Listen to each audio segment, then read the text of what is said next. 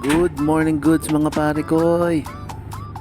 At nandito kami ngayon sa Mossel Bay, South Africa at para mag-loading ng steel pipe para sa offshore na dadalhin sa Montrose, United Kingdom. At magi-stay kami dito sa puerto ng 5 to 6 days ayon sa aming agent. At balak nga namin kumuha ng provision dito sa Mossel Bay. Kaya nagdesisyon si Kapitan na imbes na kumuha sa ship chandler ay kami mismo ang mamamalengke. Dahil alam naman natin na mas mataas at mas mahal ang presyo kapag kukuha tayo sa ship chandler.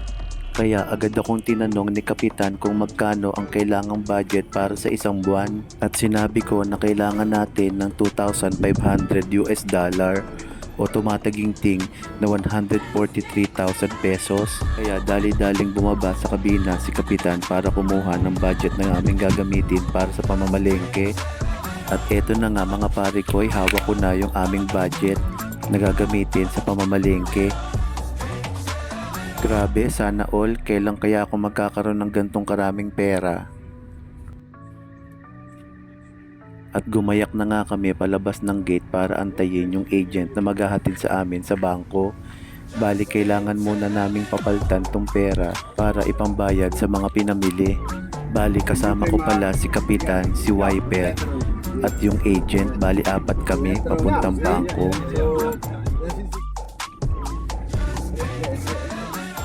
At ayun na nga, sinamahan ng agent si Kapitan para magpapalit ng pera.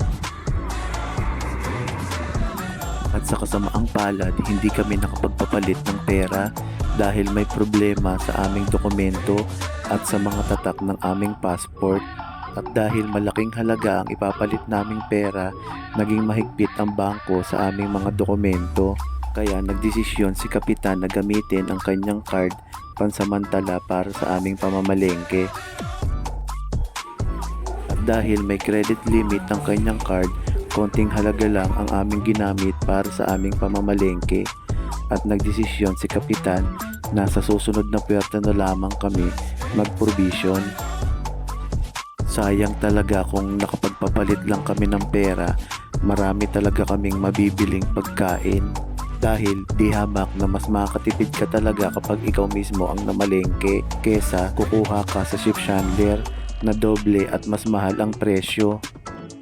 At nakabalik na nga kami sa barko at nandito na rin nakaabang ang ating mga tropa para tulungan tayo magbuhat para sa ating mga pinamili sa labas. At bago nga kami nagbuhat ay nagchika-chika muna kung anong balita sa labas. Dahil mamaya pagtapos ng aming trabaho ay nagbabalak ang tropa na lumabas at mamasyal at mag-relax ng konti. At dahil limitado lang yung aming budget kanina, konti lang yung aming napamili.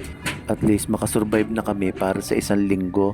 At doon na lang kami kukuha sa next port ng aming provision. Bali ang balita ay pupunta kami sa Cape Town para magbunkering at provision. Bali isang araw lang yung biyahe kaya okay lang. At nandito na tayo sa aking kusina at syempre ipapakita ko sa inyo yung ilang mga bagay na aking mga pinamili. At dahil mahilig tayong gumawa ng merienda para sa ating mga trupa, syempre bumili ako ng mga gamit para sa pang-baking. Sayang lang at nangihinayang talaga ako na hindi natuloy yung aming pamamalengke ng maramihan.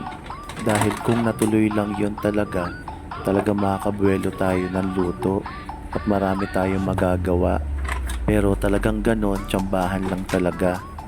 At least nabili ko yung mga gusto kong bilhin sa labas kasi merong mga items na wala sa checklist. Kaya hindi kami basta-basta maka-order dito kasi iba-ibang kumpanya, iba-ibang sistema ng catering service. Yung iba kulang-kulang yung items o minsan naman overpricing. Kaya nagtataka ako dito sa catering service amin kasi meron silang sariling presyo. Kaya ang lumalabas imbis na malaki ang budget sinasakal nila yung pagkain. Kaya ang nagsasaper yung mga tao at syempre si Mayor. Hindi ko lang lubos maisip na bakit hindi ito nasisilip ng opisina. Dahil halata naman na niloloko ng catering service ang mga tao. Imbis na maraming pagkain dahil malaki ang budget, ang nangyayari ay kabaliktaran. Mahirap magsalita pero yun talaga ang katotohanan. dahil ibinabase ko lang kung ano yung tunay na nakikita ko. Alam ko yan dahil yan ang profesyon ko. Sinasabi ko lang kung ano ang totoo, yun lang at wala tayong kapangyarihang magreklamo. Kaya tiis-tiis lang at gawin lang natin ang tama ang ating trabaho. O siya mga pare ko, next time uli hanggang dito na lang. Maraming salamat.